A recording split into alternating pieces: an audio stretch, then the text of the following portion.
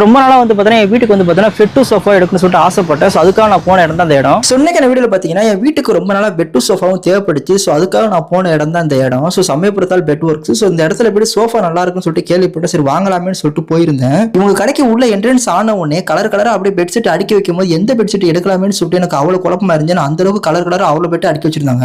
அது மட்டும் இல்லாம புஷன், திவான், திண்டு அப்படின்னு சொல்லிட்டு பல வகையான பொருட்கள் வச்சிருந்தாங்க.